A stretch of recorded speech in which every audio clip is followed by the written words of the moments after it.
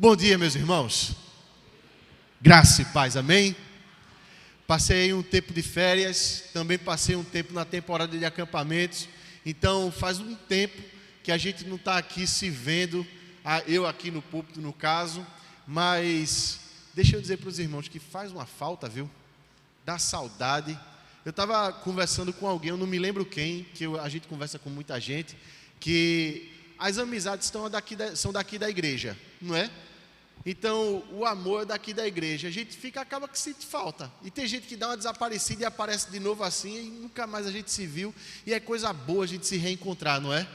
É bênção, meus irmãos. E é bênção a gente poder compartilhar aquilo que o Senhor tem colocado no coração da gente. É bênção a gente poder expressar aquilo que Deus vem falando com a gente esses dias. E quero te fazer um convite nessa manhã. A gente, antes mesmo da leitura da palavra, a gente orar mais uma vez, procurando no Senhor essa orientação. Talvez você tenha hoje uma saudade muito grande de Deus. Talvez nesse período entre o final do ano e aí esse começo de ano letivo, talvez alguma coisa tenha se perdido. E você tenha tropeçado pelo caminho. E de repente hoje é o dia de você trazer ao coração coisas que precisam ser lembradas. Lugares nos quais a gente precisa estar. Ser quem a gente de fato é chamado por Deus para ser. É essa oração que a gente vai fazer agora.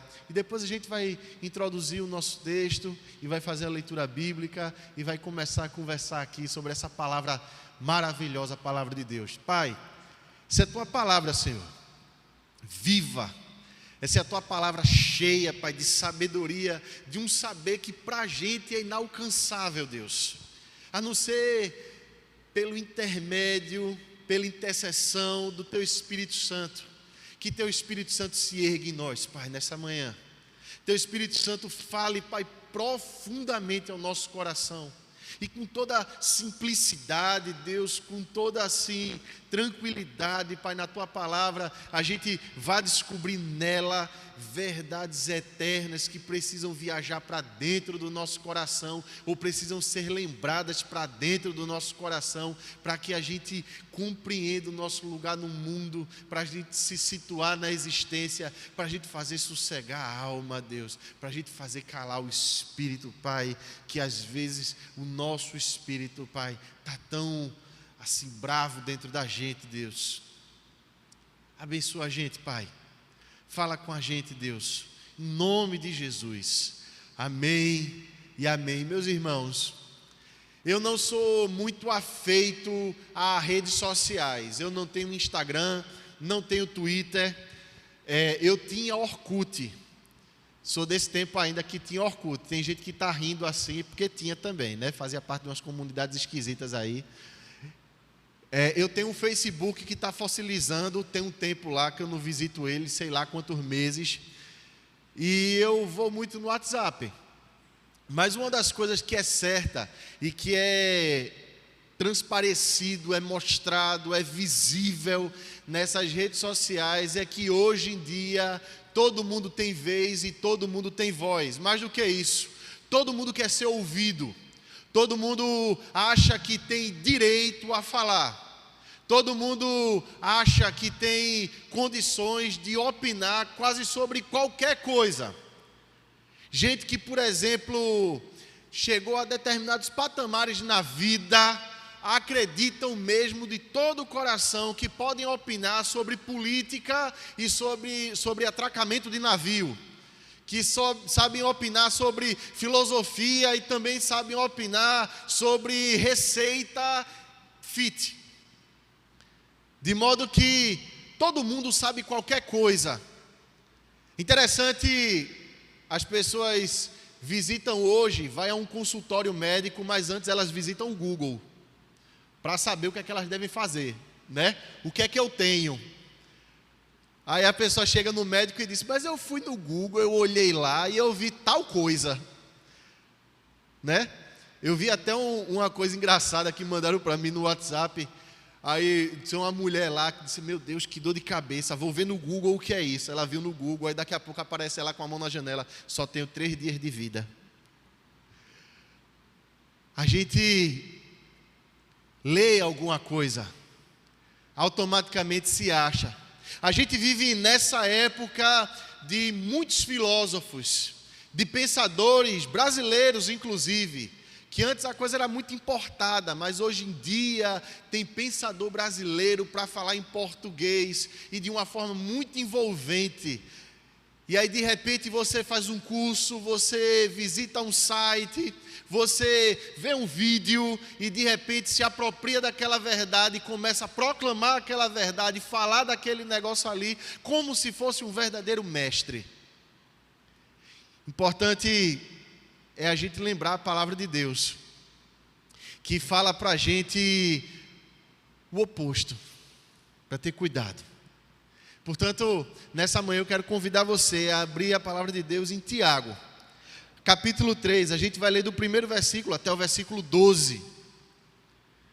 Essa carta desse homem que, enquanto os irmãos abrem, é importante dizer que ele fala de uma sabedoria extremamente prática, mas de uma profundidade maravilhosa. Tiago consegue transitar entre os ensinamentos de Jesus e a sabedoria sapiencial bíblica. O livro de Provérbios, Tiago ele consegue unir essas coisas, e ele fala de forma muito prática para os irmãos, para gente crente, gente amada dele. E ele, a cada perícope quase, cada capítulo, ele vai se referir a essas pessoas como meus irmãos ou meus amados irmãos. Então, palavra de Deus, carta de Tiago. Não sei de quem é essa água, vou filar ela mesmo, tá? Porque essa outra está difícil de abrir.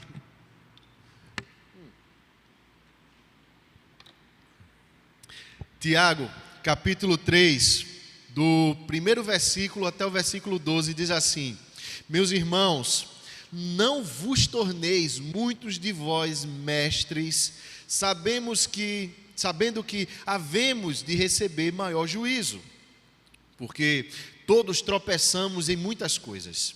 Se alguém não tropeça no falar, é perfeito varão, capaz de refrear também todo o corpo. Ora, se pomos freio na boca dos cavalos para nos obedecerem, também lhes dirigimos o corpo inteiro.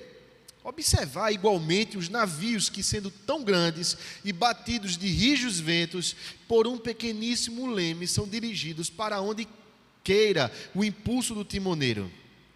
Assim também a língua, pequeno órgão que se gaba de grandes coisas.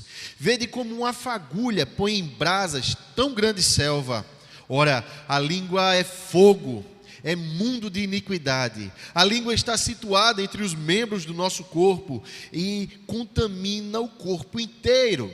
E não só põe em chamas toda a carreira da existência humana, como também é posta ela mesma em chamas pelo inferno. Pois toda espécie de feras, de aves, de répteis e de seres marinhos se doma e tem sido domada pelo gênero humano. A língua, porém, nenhum dos homens é capaz de domar. É mal incontido, carregado de veneno mortífero.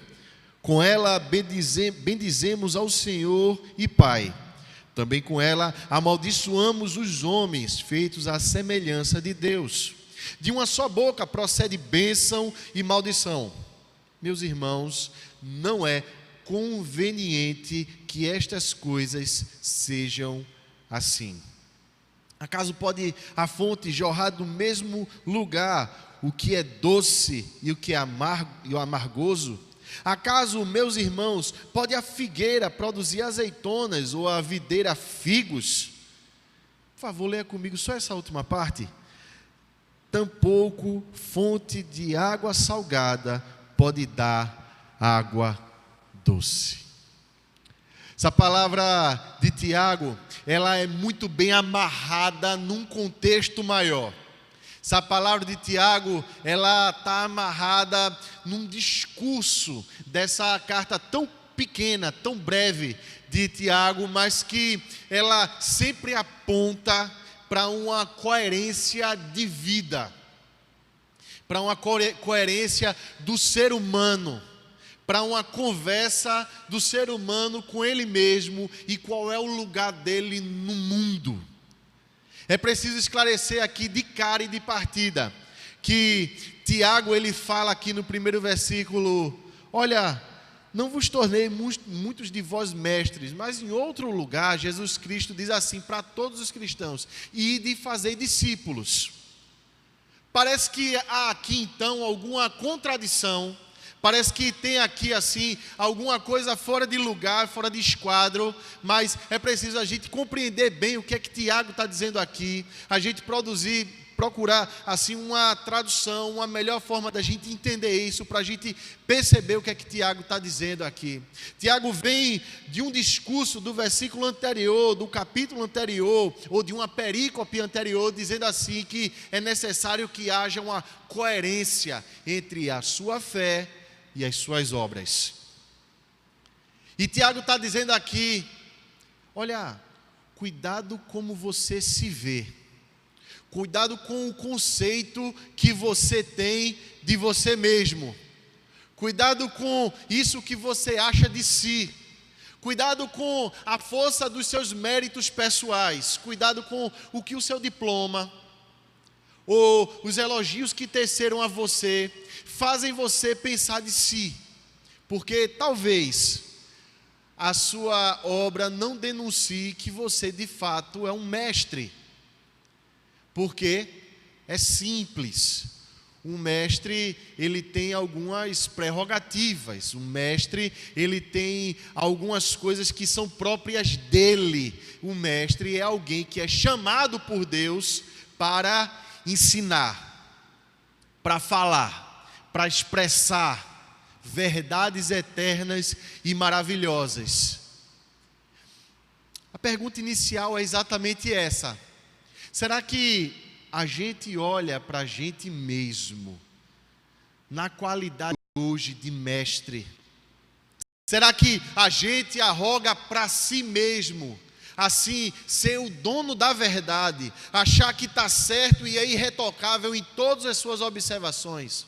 Achar que porque leu determinados livros, frequentou determinados grupos, compreendeu determinada teologia, acha que pode arrogar para si a pecha ou o diploma ou a cátedra de um mestre e que não admite ser contrariado, não admite ser contradito em maneira nenhuma, e você acha que você tem razão em tudo, acha que a sua palavra tem que ser a final, mais do que isso, acha que quando você fala, todos têm a obrigação de ouvir, e se vê na liberdade de comentar absolutamente qualquer coisa que vem na cabeça, por exemplo, nas redes sociais. É a forma como a gente se vê. A gente vive nesse tempo em que é muito prezado a liberdade de expressão. E se acha realmente que você tem que falar, que você não pode guardar aquele negócio, que você tem que dizer mesmo e falar na cara. A gente vive na era da lacração, não é? A gente vive na era das pessoas que devem dizer e dizem as coisas, e parece que até as redes sociais, as conversas, são de pessoas sempre iradas, porque sempre tem uma opinião que foi assim rejeitada, e que os outros não prestaram atenção no brilhantismo das suas ideias. Era do vitimismo, das pessoas que, meu Deus, me desprezaram sendo eu tão inteligente, tendo eu tanto a acrescentar, tendo eu assim tanta coisa para falar.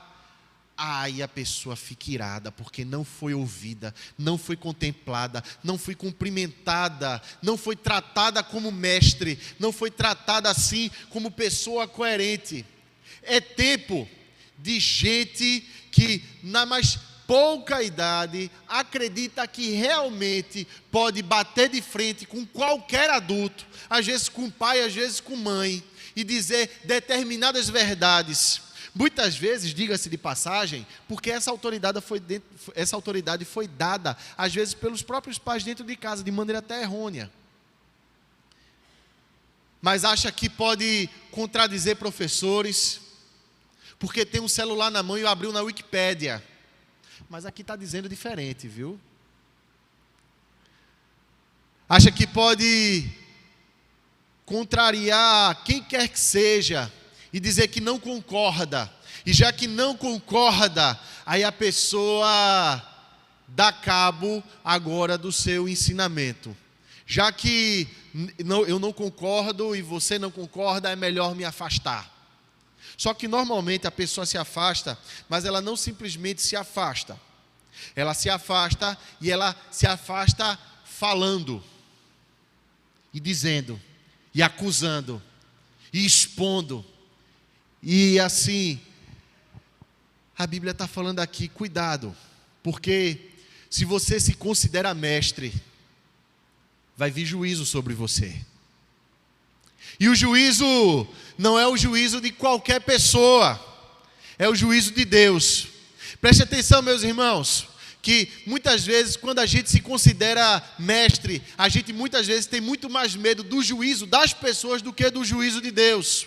A gente procura falar de uma forma a parecer sábio para as outras pessoas, para as pessoas aplaudirem, para as pessoas aceitarem, para as pessoas abraçarem. Procura uma forma de gesticular, uma forma de falar, uma autoridade, escolher palavras, citar determinados autores, para parecer que você é a pessoa mais inteligente do mundo. E aí sabe o que acontece?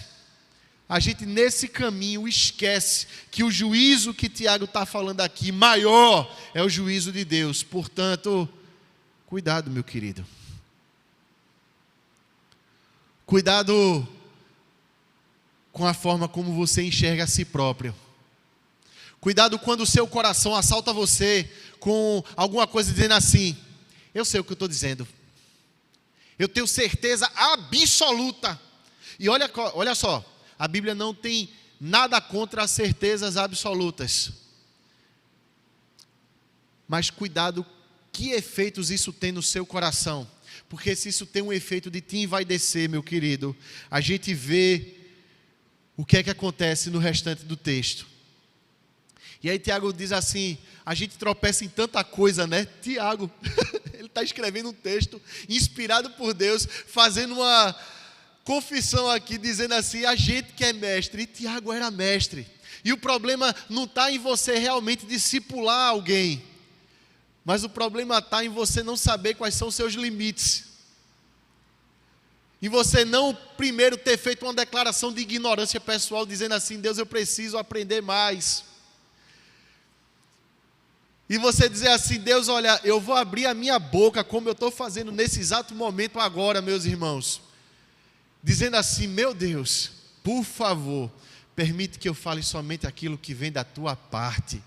Porque se eu falar alguma coisa da minha parte, eu vou tropeçar. E pior do que isso, eu vou fazer tropeçar. Isso é ruim demais. Isso é juízo de Deus que vai vir sobre a vida da gente. E Tiago fala assim, olha, a gente que é mestre tropeça em tanta coisa, né? Mas olha, se alguém não tropeça no falar, é perfeito varão. E olha, Tiago não está falando aqui de alguém que é irretocável não, mas como eu falei para os irmãos, esse é um discurso muito amarrado. No capítulo 1, ele fala de alguém que passa por provações, e quando essas provações elas são acompanhadas por Deus, a pessoa chega a um ponto de maturidade espiritual. É essa pessoa que descobriu suficiência, ou melhor dizendo, para a melhor compreensão de muita gente, plenitude, saciedade, paz, felicidade em Deus. Mestre é, portanto, aquele que viveu a vida aos pés da cruz e encontrou em Deus maturidade. É essa pessoa que está chegando ao ponto da maturidade, ou, nas palavras de Tiago, da perfeição. é aquela que, olhando para si, viu suas imperfeições e se comparando com Deus, viu as perfeições dele e disse assim: é ele que é a minha referência e mais nada, e é nele que eu vou buscar.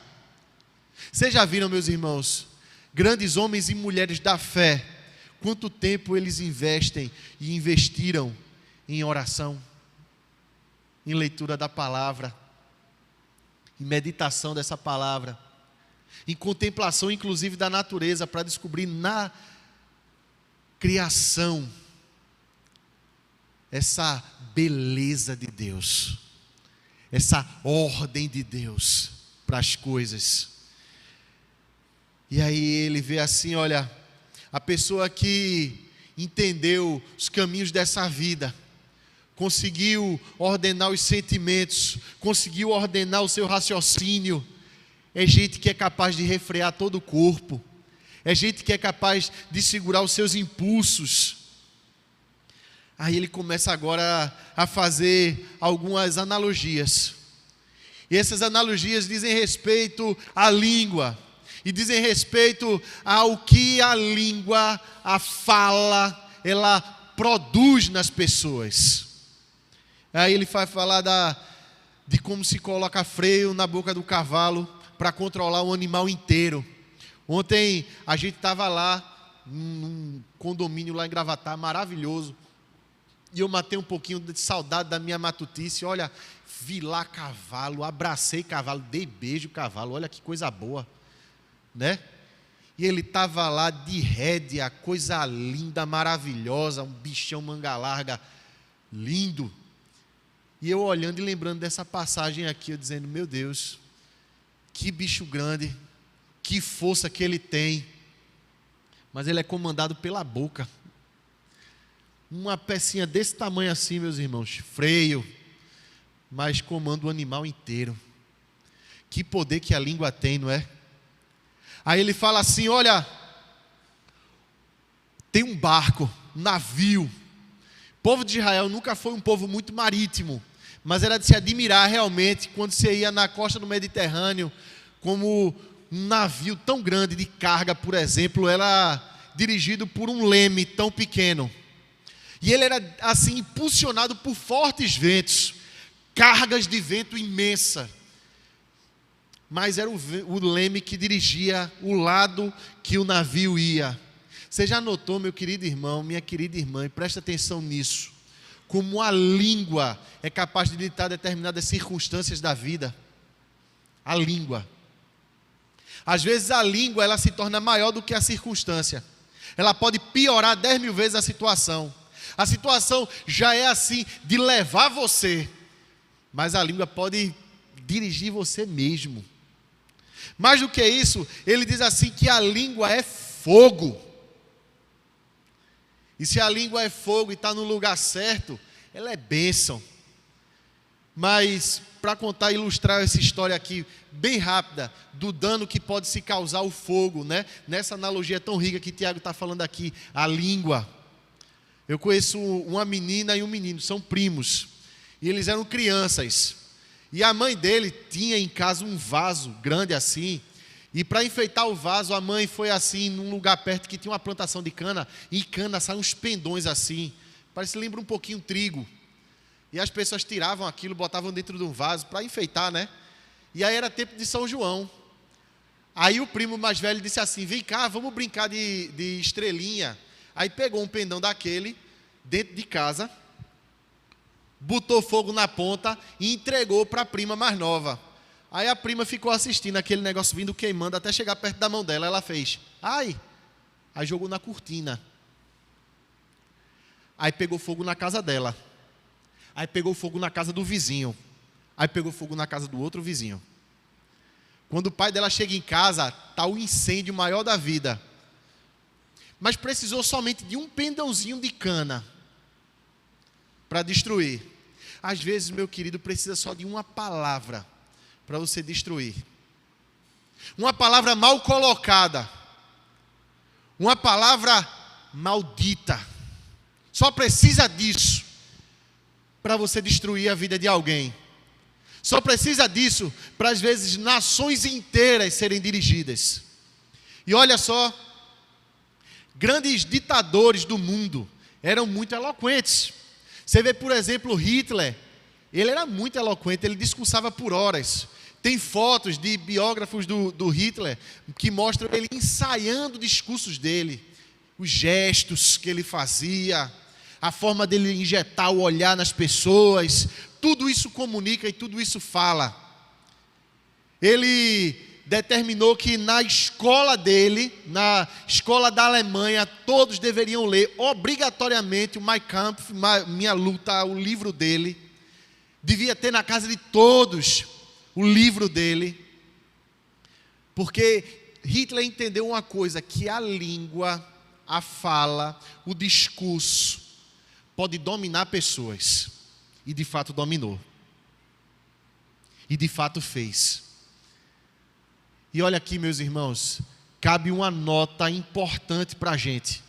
Não é porque todo mundo está concordando com a gente que a gente está certo. Não é porque de repente você jogou uma verdade na cara de alguém e essa pessoa se calou que você tem de fato razão. Você pode estar redondamente equivocado, enganado, embora o seu coração esteja dizendo assim: você é um mestre, você sabe o que você está dizendo, você está com a razão, você pode falar, mas assim, uma verdade mal colocada, ela deixa de ser bênção. Livro de Provérbios, por isso que eu falo que o discurso de Tiago é tão bonito, tão amarrado, tão coerente entre as palavras de Jesus e a sabedoria sapiencial, assim, a literatura sapiencial da Bíblia. Porque o livro de Provérbios fala que a verdade dita ao seu tempo certo é preciosa, é feito ouro. A Bíblia fala que até o tolo é tido como sábio quando sabe a hora de se calar. A gente vê essas coisas todas e vê Tiago que diz assim: ora, a língua é fogo, é mundo de iniquidade. É uma coisa muito pequena, mas ela pode transmitir uma lógica. E quando a Bíblia fala de mundo aqui, a Bíblia pode falar de 3 coisas diferentes. Mundo enquanto criação material, o cosmos, o universo, a natureza. A Bíblia pode falar enquanto arranjo social das suas famílias, de países. E a Bíblia pode falar também de mundo enquanto sistema caído. E é esse sistema que Tiago está falando aqui, é um mundo de iniquidade.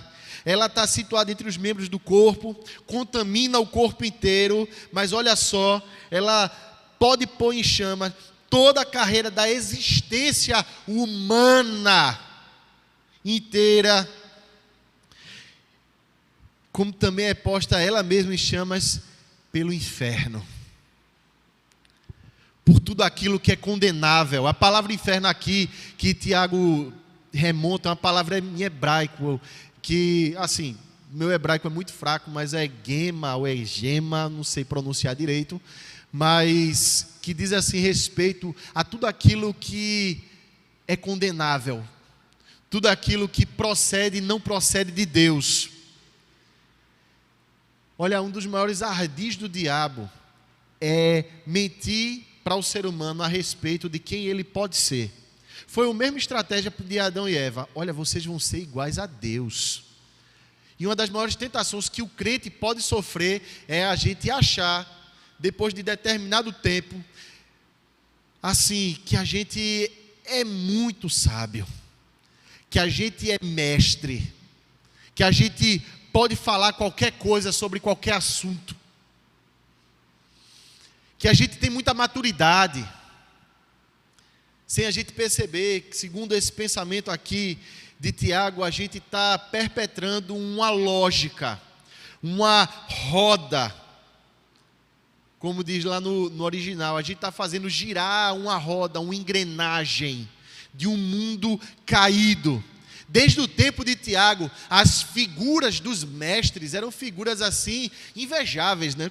Que palavra horrível, né? Invejável. Ai, meu Deus, ele está numa posição invejável, ou ele é uma pessoa invejável, ou ele tem uma inteligência invejável. Mas a figura do mestre era essa figura. As pessoas se acotovelavam para, assim, disputar, estar aos pés de determinado mestre. Por exemplo, na festa dos tabernáculos, pagavam. As pessoas, elas procuravam se instruir Hoje em dia as pessoas também prezam e zelam muito pelo conhecimento, jurando que o acúmulo, o acréscimo, a carga de conhecimento vai fazer de cada um de nós mestres. Não é isso que a palavra de Deus está falando. A Bíblia está convidando a cada um de nós a romper essas engrenagens, porque senão a gente está trazendo destruição. Quantas famílias, meus irmãos, inteiras, quantos divórcios não começaram por conta de palavras? Quantas rupturas, quantos laços foram quebrados por conta de palavras? Quantas coisas, quantas pessoas não foram feridas por conta de determinados adjetivos? Quanta gente não precisa, por exemplo, ir a consultórios de psicólogos e psiquiatras, porque ouviram repetidas vezes coisas horríveis. Quando crianças, por exemplo. E essa experiência foi acompanhando ele a vida inteira, determinando o caminho, como um impulso que um timoneiro leva. A palavra aqui, impulso, é um gesto violento. É assim um impulso violento, que ele usa aqui como um impulso do timoneiro, aqui no versículo 4. É a violência do fogo.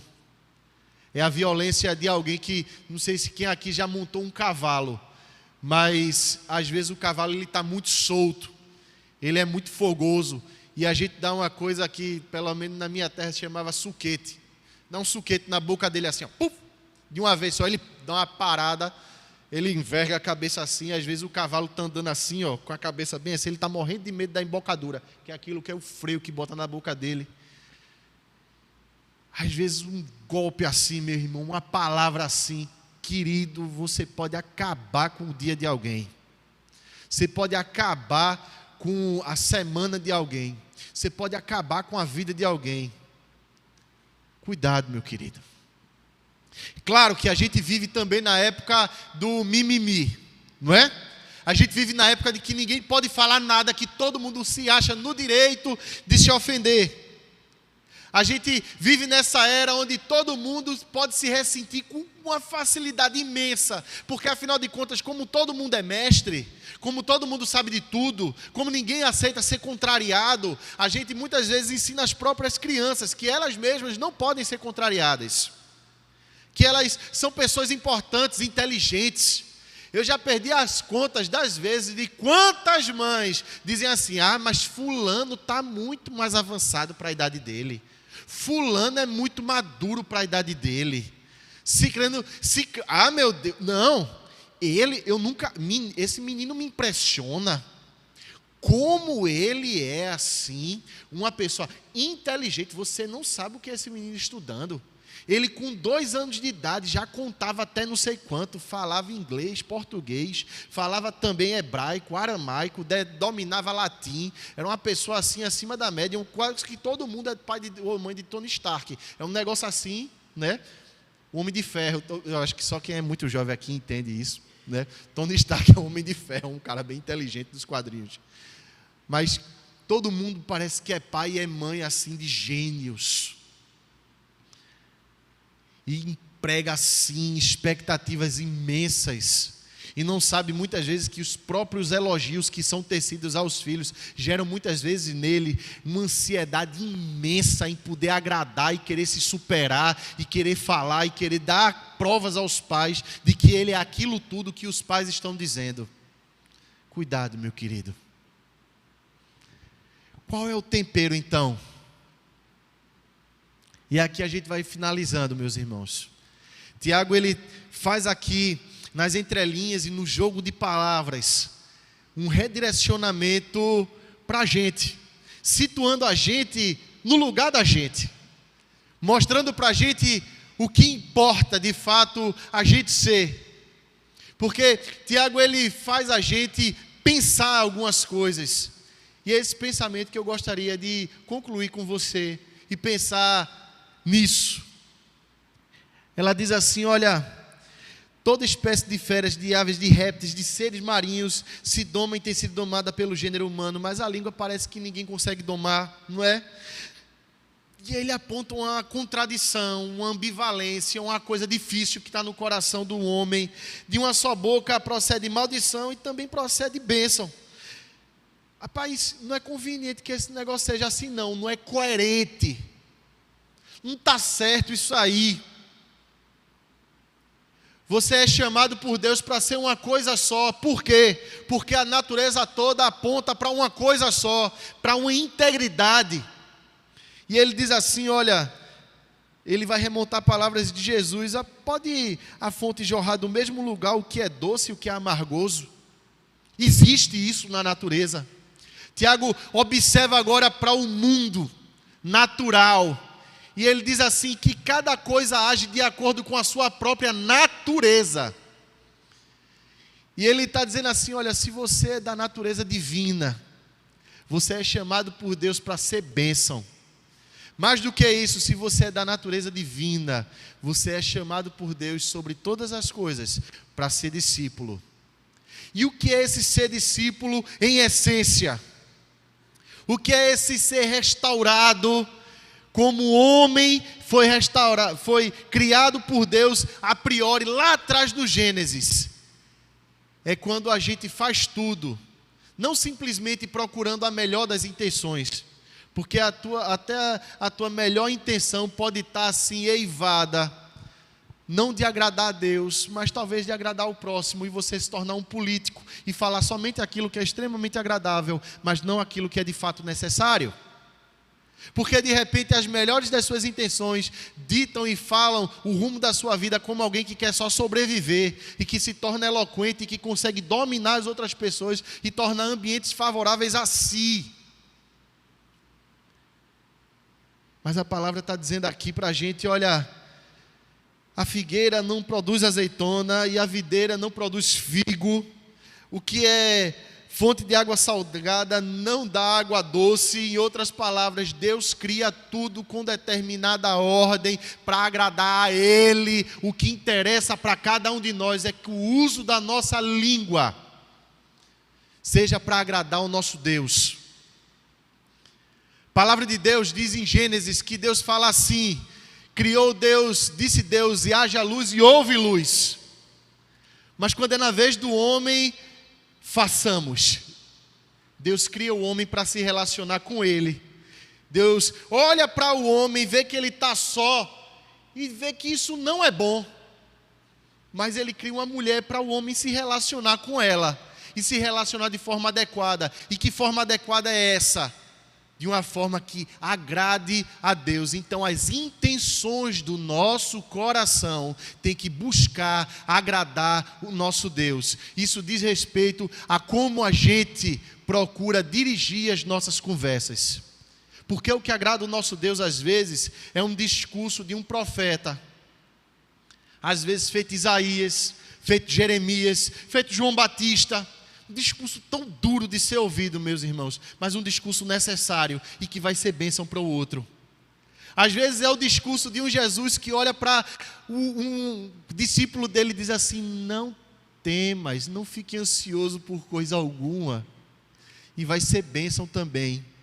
Mas sabe o que é importante e essencial? O que é que essa passagem ensina para a gente de maneira mais essencial para cada um de nós?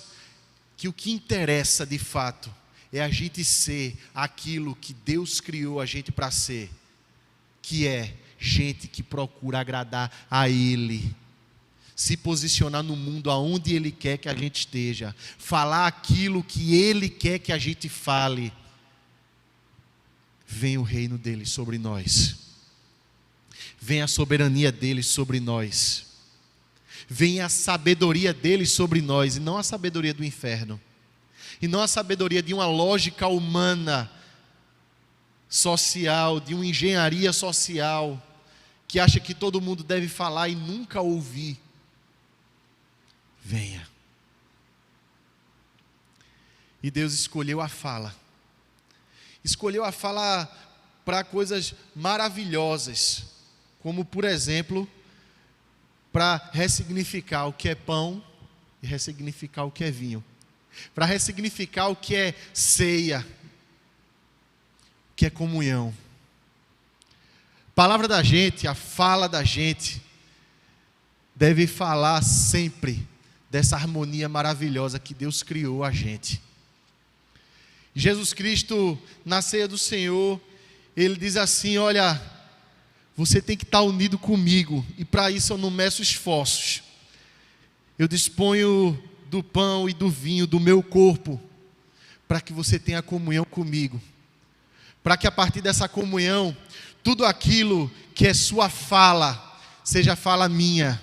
E que bênção é isso, a gente saber que o que a gente tem falado é palavra de Deus, não é verdade? Sabe, meus irmãos, que a gente é chamado por Deus, nesse sacerdócio universal, para ser bênção. E para falar palavras abençoadoras. E para agir de forma abençoadora.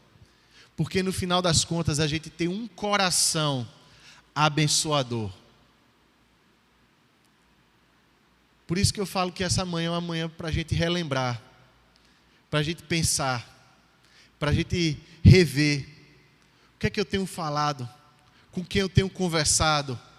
Qual tem sido o teor das minhas conversas? Porque elas denunciam um coração. É tempo da gente procurar de forma mais íntima comunhão com o nosso Deus. É tempo da gente celebrar, porque o nosso Deus, Ele disse assim: eu quero ter comunhão com você. É com você mesmo que tropeça em muita coisa. É com você que eu conheço pelo nome, todas as falhas. Eu quero ter comunhão com você mesmo. Você já pensou nesse privilégio, meu querido? Esse privilégio que a gente vai ter agora. E para isso, eu queria convidar meus irmãos presbíteros para auxiliar a gente aqui no serviço da ceia do Senhor. Jesus disse: tomai e comei. Jesus disse: tomai e bebei. Jesus falou: esse é o meu corpo que é dado por vós. Que bênção é a gente ouvir isso da parte de Deus. E que bênção é a gente poder expressar a certeza de que aquilo que a gente está falando é palavra de Deus. Que bênção. Um aviso final. Semana que vem, a gente vai continuar nesse mesmo texto. Nessa mesma palavra aqui. A gente vai continuar esse capítulo. Para saber aquilo que realmente agrada a Deus. Porque que beleza, a gente sai daqui nessa manhã dizendo assim: